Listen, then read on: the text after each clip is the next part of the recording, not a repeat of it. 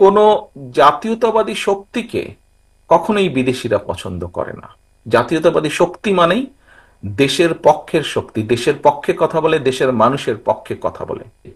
সংস্কারকে যদি যারা মনে করছেন যে নির্বাচন পরে হওয়া উচিত, সংস্কার আগে হওয়া উচিত, তাহলে সেই সংস্কারকে সফল করার জন্যই এমন মানুষের দরকার যারা সরাসরি জনগণের সাথে সম্পৃক্ত। তা না হলে কোনো সংস্কারই সফল করা সম্ভব হবে না। কাজেই সংস্কারকে যদি সফল করতে হয়, সংস্কারের সংস্কারের প্রস্তাবনা আজকে থেকে 2 বছর আগে এদেশের রাজনীতিবিদরাই দেশের মানুষের সামনে তুলে ধরেছেন। রাজনৈতিক কর্মীরাই সংস্কারের প্রস্তাব এই দেশের মানুষের সামনে তুলে ধরেছেন। কাজেই এই দেশের সংস্কার, প্রকৃত সংস্কারও যদি করতে হয়, তাহলে অবশ্যই সেটি রাজনীতিবিদদের মাধ্যমেই করতে হবে।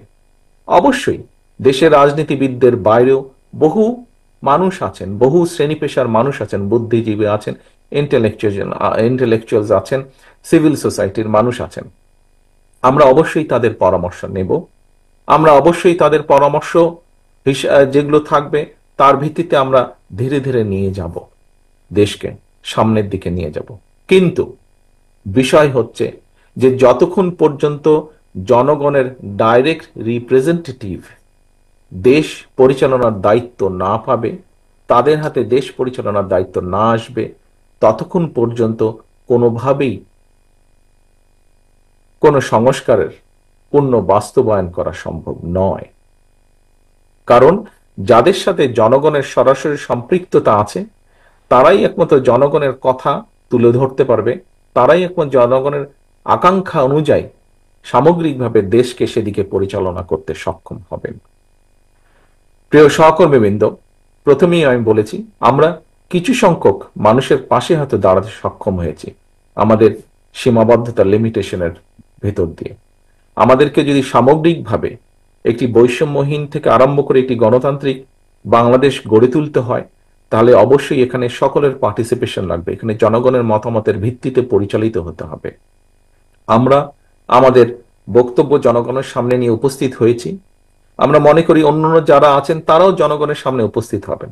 জনগণই ডিসাইড করে নেবে জনগণ কাকে দায়িত্ব দিবে তাদের দেশ পরিচালনার। জনগণের দেশ পরিচালনার দায়িত্ব জনগণ কাদেরকে দিবে। কাজেই এই বিষয়টিতে যত দেরি হবে, আমরা মনে করি, বিভিন্নভাবে ধারণা করি যে তাতে করে সমস্যা বাড়বে বই কমবে না।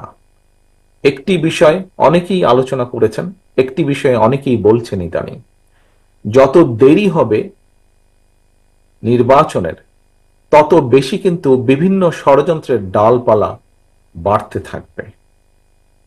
বিভিন্নভাবে সমাজের মধ্যে বিভিন্নভাবে কথাবার্তা, এখনই বিভিন্ন রকম কথাবার্তা আস্তে আস্তে ছড়াচ্ছে যে যারা পালিয়ে গিয়েছে এই দেশ থেকে, তারা এই দেশের মানুষের বিপুল পরিমাণ সম্পদ লুট করে নিয়ে গেছে।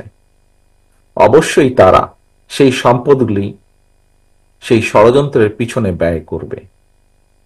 কাজেই দেশকে যদি একটি স্টেবল সিচুয়েশনের ভিতরে আনতে হয়, দেশকে যদি ঐক্যবদ্ধভাবে ধরে রাখতে হয়, দেশকে যদি একটি স্থিতিশীল অবস্থার মধ্যে ধরে রাখতে হয়, তবে তার দায়িত্ব অবশ্যই জনগণের হাতে ছেড়ে দিতে হবে। আমরা সকল সময় মনে করি এই দেশের মূল মালিক বাংলাদেশের জনগণ। কাজেই বাংলাদেশের জনগণের সেই অধিকার আছে এই দেশ নিয়ে কি হবে না হবে সেই সিদ্ধান্ত নেবার একমাত্র ক্ষমতা বাংলাদেশের মানুষের। এবং পৃথিবীতে আমরা মুখে সকলেই গণতন্ত্রের কথা বলি, সমগ্র পৃথিবীতে গণতান্ত্রিক ব্যবস্থা বলতে যা বোঝায় সেটি হচ্ছে নির্বাচন। নির্বাচনের মাধ্যমেই জনগণ তাদের মতামত ব্যক্ত করে থাকেন। সেটি আগেই বলেছি আমি, সেটি ইউনিয়ন পরিষদ হোক, সেটি জাতীয় পর্যায়ের হোক, নির্বাচনের মাধ্যমেই জনগণ তাদের মতামত প্রকাশ করে থাকে। নির্বাচনের মাধ্যমেই জনগণ সিদ্ধান্ত নিয়ে থাকে তারা কি চায়। নির্বাচনের মাধ্যমে জনগণ তার জবাব দিয়ে থাকে তারা দেশকে কি বলতে চায়, তারা রাজনীতিবিদ সহ সকলকে কি বলতে চায়। নির্বাচনের মাধ্যমেই জনগণ এসব কাজ করে থাকে। কাজেই জনগণের অধিকার যদি জনগণকে ফিরিয়ে দিতে হয়, দেশ কিভাবে কি হবে এই বিষয়ে সিদ্ধান্ত সম্পূর্ণ জনগণের। আমরা জনগণের অধিকার যত দ্রুত জনগণের কাছে ফিরিয়ে দিতে পারবো, জনগণের অধিকার যত দ্রুত আমরা এই দেশে প্রতিষ্ঠিত করতে পারবো, প্রিয় উপস্থিতিবৃন্দ, আমি বিশ্বাস করি তত দ্রুত আমরা দেশকে ধ্বংসের দ্বার প্রান্ত থেকে ফিরিয়ে আনতে আবার সক্ষম হব। যে খুব সম্ভব বিদেশি কোনো জার্নালিস্টের সাথে বোধহয় কথা হচ্ছিল এবং তারা বলেছে তারা আমার বক্তব্য বা আমাকে তারা পছন্দ করে না।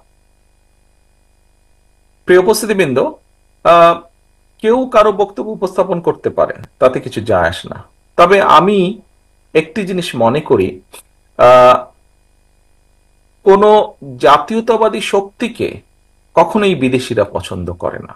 জাতীয়তাবাদী শক্তি মানেই দেশের পক্ষের শক্তি, দেশের পক্ষে কথা বলে, দেশের মানুষের পক্ষে কথা বলে। কাজেই অন্য একটি দেশের মানুষ এই দেশের মানুষের পক্ষে যেরকম থাকবে, আমরা বিভিন্ন সময় অতীতে দেখেছি বিপক্ষেও থাকে। তারা তাদের স্বার্থ রক্ষা করে, এই দেশের মানুষের স্বার্থ তারা দেখে না। সবাই যে একরকম তা না। কাজেই তাদের মধ্যে